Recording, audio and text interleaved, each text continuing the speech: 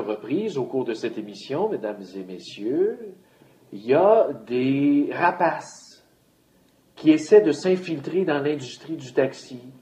Les rapaces ont eu du succès un peu partout sur la planète. Or, quand on est hipster et qu'on vit sur le plateau Mont-Royal, évidemment, on ne se prend pas pour une petite merde. Alors, on prend des moyens alternatifs de transport, comme Uber.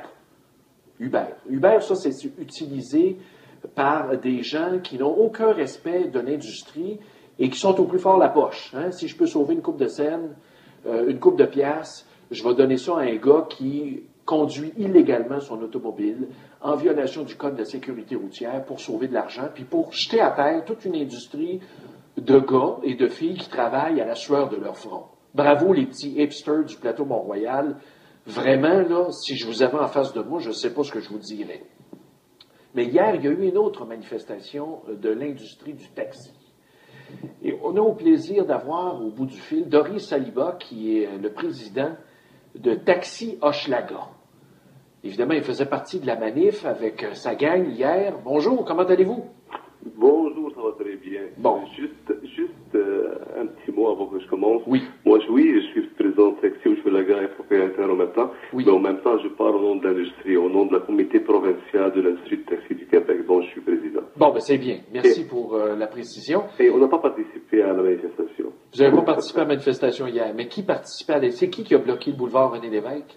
Oui, excusez, je veux juste vous faire comprendre une chose. Le comité provincial, on a essayé depuis plusieurs mois de faire arrêter les chauffeurs et les propriétaires qui sont un petit peu frustrés, c'est compréhensible. Oui. De ne pas manifester parce qu'on ne veut pas avoir une image vraiment négative de l'industrie du taxi, surtout que, comme vous le dites présentement, certains citoyens qui prennent en général 100 fois le taxi par semaine et pour une fois s'il y a une voiture sale, donc c'est pas bon cette industrie-là, on ne veut pas les prendre en étage, on ne veut pas leur donner raison comme quoi on est une industrie de sauvage, qu'on n'est pas capable, on n'est pas civilisé, on n'est pas capable de s'exprimer comme il faut. Donc, la dernière fois, c'était la 5e fois où est-ce que j'ai personnellement, avec mes collègues, d'arrêter ces gens-là, les chauffeurs, de ne pas manifester, mais malheureusement, on n'a pas réussi. Et c'est compréhensible. Écoutez, on n'a pas réussi de les convaincre de ne pas manifester. Quand même, on a vu environ 400 véhicules que malheureusement, on veut qu'on ne veut pas, ils ont bloqué la circulation sur le. Donc, êtes-vous en train de me dire, vous, que vous êtes contre les moyens de pression que les chauffeurs de taxi font comme ça, là, de façon spontanée? On veut pas, je suis pas contre, mais il y a une façon, une manière de le faire. Oui. On veut pas non plus déranger les citoyens. On veut pas non plus que les citoyens soient pris en étage. Oui. Il y a d'autres façons qui sont plus civilisées. Si vous voyez aujourd'hui, on a commencé une opération qui est solidaire à partir d'aujourd'hui, à travers la province. Ça, c'est un geste qu'on peut poser solidairement avec l'industrie taxi de la province du Québec au complet pour sensibiliser les citoyens et sensibiliser toute la population et les passagers de ne pas prendre des véhicules, ou bien de transport illégal. Oui. Donc, il s'agit d'installer un drapeau jaune sur tous les véhicules taxi. Le couleur jaune, c'est le couleur de la sécurité. Oui.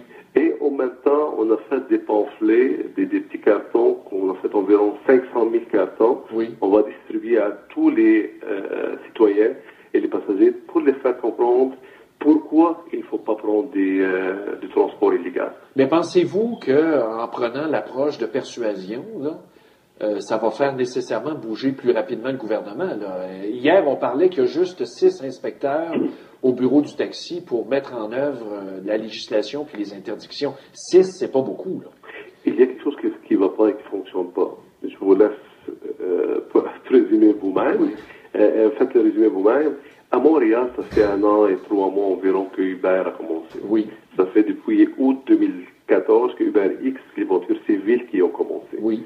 Jusqu'à maintenant, on a fait une grosse page dans le journal de Montréal qu'on a dit qu'on a arrêté 2 véhicules. Oui. Wow, j'étais choqué parce que je me suis informé et c'était juste une vérification de routine.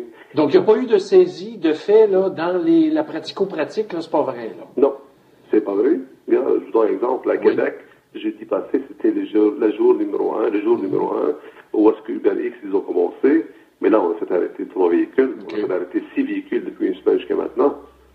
Puis ça fait pratiquement 1 an que ça roule, là, ce gag-là, là, qui est une joke plate, là, c'est rendu plate. Comment ça se fait? expliquez-moi, si moi, comme client, là, je vous donne un autre exemple là, de stratégie peut-être qui pourrait servir, si comme client, j'embarque en toute connaissance de cause avec Uber, Oui. est-ce que je peux être condamné, moi, comme client? Vous êtes en train d'encourager le transport illégal, oui. Mais moi j'invite les policiers ou bien j'invite les instances politiques à appliquer la loi pour les gens qui entravent clairement à la loi et qui respectent aucune loi ni réglementation. C'est les véhicules qui ne sont pas inspectés, qui ne sont pas assurés et qui travaillent illégalement et on ne dit rien. Exactement, puis c'est très dangereux même pour le client qui s'en sert. S'il arrive un accident quelconque, question de responsabilité, n'importe quoi, c'est grave, là. Ils ne sont pas couverts d'aucune façon, moi, je suis convaincu. Mais pas seulement ça. Je peux vous dire que les citoyens, vraiment, si on est un citoyen du Québec, et vraiment, si on veut aller payer nos déficits, on est en train de couper à droite et puis à gauche, on est en train de couper de partout. Mais saviez-vous que chaque cent noir qu'on est en train de dépenser avec ces véhicules-là s'en va directement à l'extérieur du pays? Sûrement. Il n'y a pas de TPS de véhicules qui sont perçus. Il n'y a pas d'impôt qui a été payé. Mais du déficit, là, mais qui s'en va au diable. Mais dites-moi, là, vous avez dit en début d'introduction, bon, on n'encourage pas nécessairement ces manifestations-là spontanées de chauffeurs de taxi, comme on a vu hier. Oui. Mais quand même, à un moment donné, des fois, il faut pousser un peu la porte pour l'ouvrir, là. Oui. Ça n'a pas de sens. Là. À un moment donné, les gars vont se tanner, là. Mais pour l'instant, on a choisi la voie civilisée. Et vous savez plus que moi que la population, certaines populations, ils vont nous regarder comme des sauvages si on va commencer à s'ingérer dans leur déplacement quotidien. Oui, mais admettons, l'idée de mettre une brigade où est-ce qu'on lancerait des hameçons pour pogner des gens d'Uber, d'envoyer des faux clients, c'est pas bête comme stratégie, ça. Oui, mais on va commencer à faire le travail des policiers. Si on va commencer à le faire, c'est nous qui va se faire arrêter. Pensez-vous? C'est ça la problématique.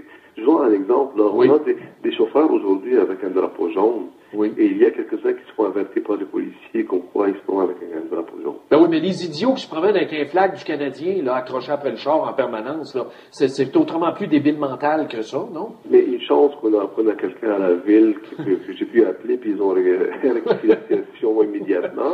Oui. Ça n'a aucun bon sens, là. On est une industrie québécoise. On est ici depuis des dizaines d'années. Puis le pire, c'est que vous gagnez, là, c'est pas pour vous insulter que je dis ça, là, mais vous gagnez votre argent à sueur de votre front. Il n'y a pas de millions à se faire à chauffer des taxis, on risque notre vie. Je comprends pas. Pas seulement ça, le permis de taxi, qu'il vaut que ça vaut. Il y a des gens qui disent qu'il ne faut pas que ça ait de l'argent, il faut que ça coûte zéro et tout ce que vous voulez.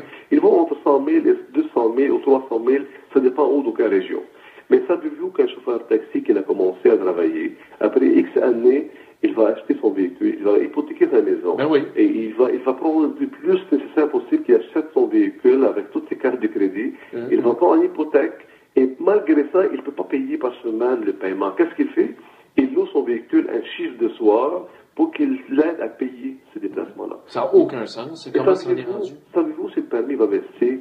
Quelle catastrophe économique qu'on va avoir ici au Québec? Oui, non, ça ne peut pas marcher, mais je ne comprends pas Robert Poitier qui ne donne pas signe de vie. Habituellement, c'est un gars basé sur le gros bon sens, pratico-pratique, puis qui règle ça rapidement. Qu'est-ce qu'il vous a dit? Mais M. Poitier, il a dit que c'est illégal. Il a déclaré que c'est illégal. Mais encore. Mais je peux vous dire qu'il a agi comme à Québec.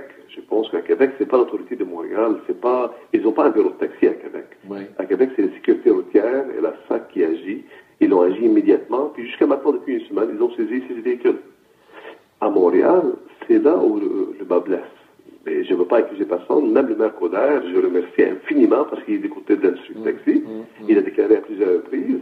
Mais jusqu'à maintenant, il n'y a pas de jugement. Il n'y a pas d'action qui se fait. Qu'on engage. Là, on me disait avec Yann Lafrenière la semaine dernière que la police a un mandat en attendant que le bureau de taxi ça se replace. Là, les policiers peuvent faire des arrestations. Mais les policiers peuvent faire des arrestations. On a 6 inspecteurs, mais sauf qu'on peut affecter 10 policiers avec eux pour arrêter les gens. Ouais. Écoutez, là, c'est facile. Là, on les voit sur la map. Là. Incroyable. Avec leur application.